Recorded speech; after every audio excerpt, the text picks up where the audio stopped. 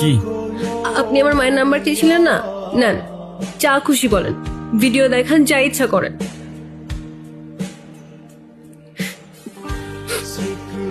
হ্যাঁ রে বল। Hello aunty, আসসালামু আলাইকুম। ওয়ালাইকুম সালাম। আপনি কে?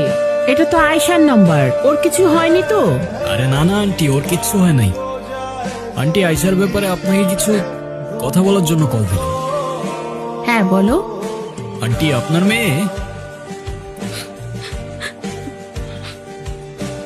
মেয়ে তো অসাধারণ একজন মানুষ। আমি ওর ক্যাম্পাসেরই ফ্রেন্ড। ক্যাম্পাসের সব টিচাররাই ওকে অনেক ভালোবাসে। ক্যাম্পাসে ওর মতো আরেকটা মেয়েও নেই। তাই ভাবলাম যে মেয়ে এত ভালো, তার মা না যেন কত ভালো মনের মানুষ। তাই ওকে বললাম আপনার সাথে একটু কথা বলার সুযোগ করে দিতে। ও মা, তাই নাকি? Thank you. তুমি তো খুব সুন্দর করে কথা বলো। শুনো, তুমি আয়েশার সাথে আমাদের বাসা আসবা, কিন্তু তোমার কিন্তু দাওয়াত রইলো। ঠিক আছে আন্টি, আসবো ইনশাআল্লাহ। ভালো থাকবেন আপনি। আল্লাহ হাফেজ। কথা বলো। হ্যাঁ মা। হ্যাঁ রে, ছেলেটা কি দেখতে? কি অনেক সুন্দর, হ্যান্ডসাম নাকি খুব? কি মা, তুমি আবার কি শুরু করলা? আরে বল না। দূর মা, আমি এত কিছু বলতে পারবো না। আমার বাসায় আসতে সন্ধ্যা হবে, বাই।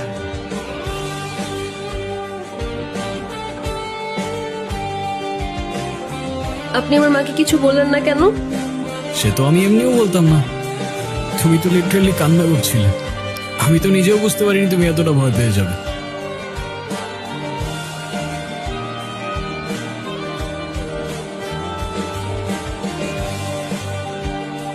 এদিকে তাকাও,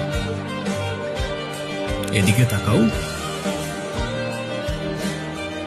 তুমি তো জানো তুমি ভুল না, রাইট?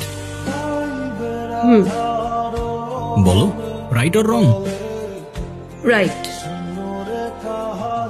তো তুমি নিজে যখন জানো তুমি রাইট, তোমায় যে যতই ব্ল্যাকমেল করুক না কেন, দুনিয়ার কাউকে তোমার ভয় করার প্রয়োজন নেই। কি বুঝছো? জি বুঝছি স্যার। কি বুঝছো?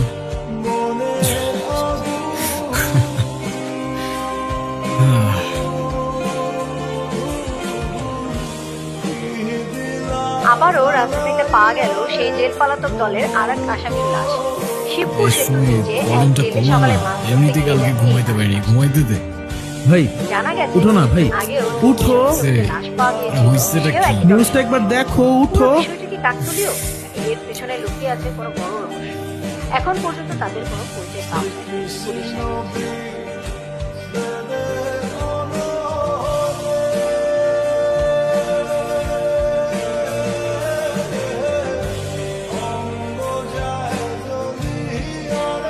ও, আপনারা চলে এসছেন? অনেক ঝামেলার মধ্যে আছি, আপনাদের জন্য অপেক্ষায় ছিলাম। স্যার কি খুব চাপে আছেন নাকি? না না না, কোনো চাপে নেই। আপনারা এসছেন, চাপ কোথায়? কি হয়েছে স্যার?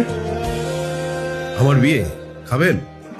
না স্যার, কিন্তু কিন্তু বিরিয়ানি থাকলে। ওই মিয়া, কয়দিন আগে যে নিউজ করে নিয়ে গেলেন, কই কোথাও তো দেখলাম না। আমরা শুধু বিরিয়ানিতে মশলা খাই স্যার, ভিউজের জন্য সেটা নিউজে দিই না। তাই যারা সত্য দেখতে চায় না কিংবা জানতে চায় না, তাদের পর্যন্ত আমাদের নিউজটা ঠিক পৌঁছায় না স্যার। মানে কি? মানে ভাই বলতে চাইছে আমাদের নিউজের রিচটা একটু ডাউন স্যার। সুমিত ক্যামেরা। এই ওর বডিতে কি কি পাওয়া যায় দেখো, আর পোস্টমর্টমের ব্যবস্থা করো। কি হচ্ছে এই দেশের অবস্থা? যেখানে ক্রিমিনালসরাই সেফ না, সেখানে আপনার আমার মতো সাধারণ মানুষের নিরাপত্তা কোথায়? একটার পর একটা লাশ পাওয়া যাচ্ছে, আমরা জানতে চাই পুলিশ আমাদের কি বলতে চায়। Sir, excuse me sir.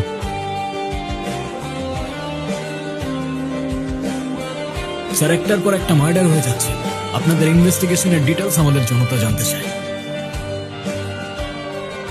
আসলে কেসটা খুব কনফিডেন্সিয়াল, পাবলিকলি বলাটা খুব ডিফিকাল্ট। তারপরে আপনারা তো নাচুরবান্ধা, আপনাদের না বললেই তো নয়। আসলে যে মার্ডার হয়েছে সে জেল পলাতক আসামি। এই কেসের সাথে তার অনেক ধরনের যোগসূত্র থাকতে পারে, আর আগে যে মার্ডারটা হয়েছে সেই মার্ডারের সাথে এই মার্ডারের কোথাও না কোথাও মিল আছে। আমরা খুনির খুব কাছাকাছি চলে এসেছি, কিছু পাজল মিলাতে পারলেই আমরা এই মার্ডারের মোটিভটা জেনে যাব। কিন্তু সেটা আর কতদিন পর? সিভিলিয়ানসদের সেফটি কে দেবে? নো মোর কোশ্চেন, আমাকে কাজ করতে দিন প্লিজ। ক্রিমিনাল জেল থেকে পালিয়ে গেলে তাদের কিছুই করার থাকে না। সেই ক্রিমিনাল খুন হলে তারা খুনিকে খুঁজতে পারে না। পুলিশ কতদিন এভাবে নিজেদের দায়কে এড়িয়ে চলবে? প্রশ্ন আমাদের জনতার। তবে খুনি আসলে কে? হতে পারে সে আপনার আশেপাশেই আছে, চায়ের দোকানে, শপিং মলে, রাস্তার পাশে কিংবা আপনার সামনে। তাই সাবধান থাকুন, সতর্ক থাকুন, দেখতে থাকুন জনতা নিউজ। ক্যামেরাম্যান সুমিতের সাথে ইব্রাহিম হোসেন, জনতা নিউজ, ঢাকা।